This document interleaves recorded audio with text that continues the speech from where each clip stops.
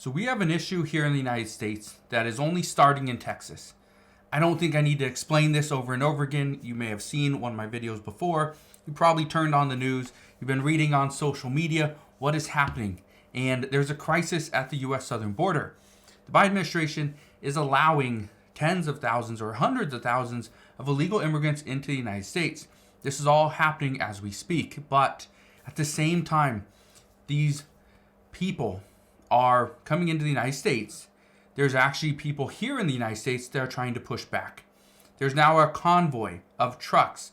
Some are saying it's going to be about 7,000 trucks. Others say it will be closer to 700,000 people are going to be pushing back against migrants coming across the border. This is going to turn into a nationwide disaster. And the Biden administration, well, is okay with it. I'm going to break down what is going on in just a moment. All I ask is one thing. It takes 2 seconds. Go ahead and hit that like button if you enjoy these daily updates. And now, let's begin.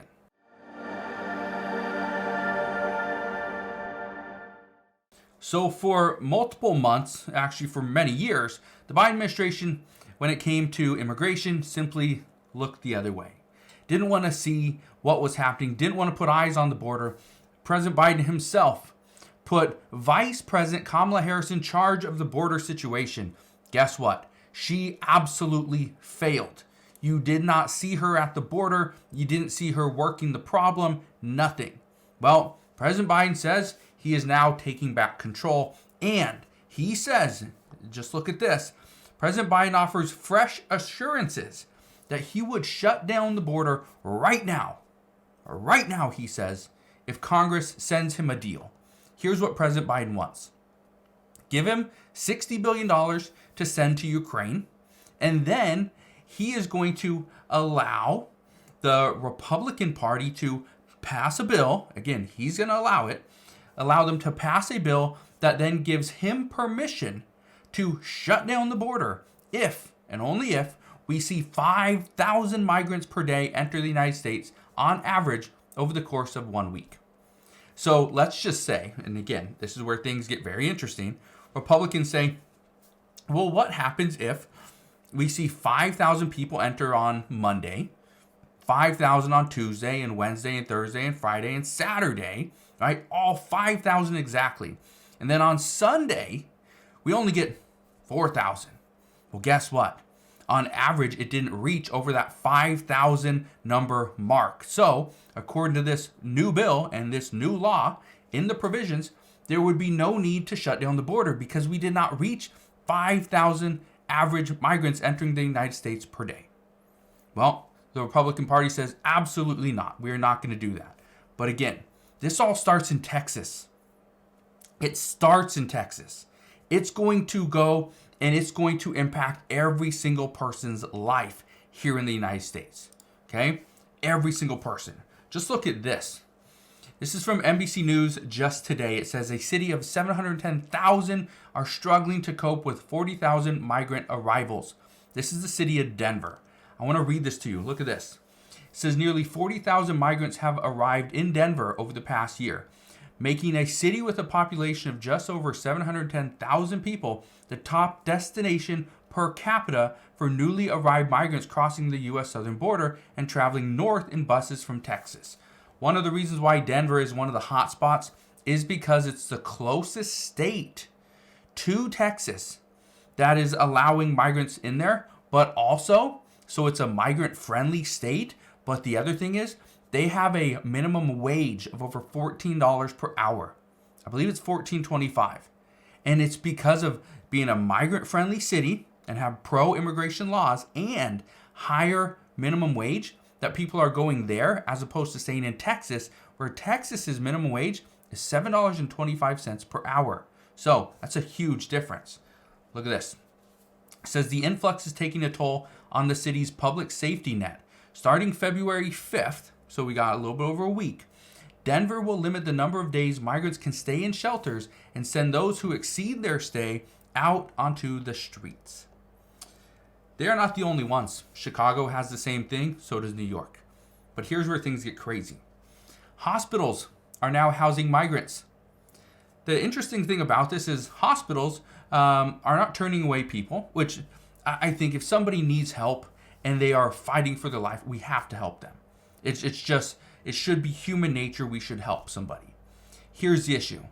People are going into hospitals. Again, according to reports, I've not seen this myself. I'm not a doctor, not a nurse, not a physician, whatever. Okay, I'm nothing.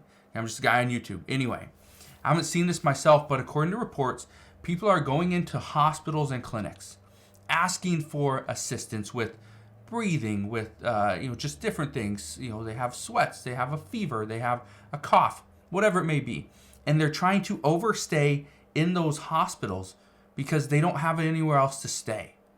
Okay, and so what's happening is the health insurance or the insurance holding patients, for example, and let's say I went into a hospital and they said, sorry, we don't have any beds available.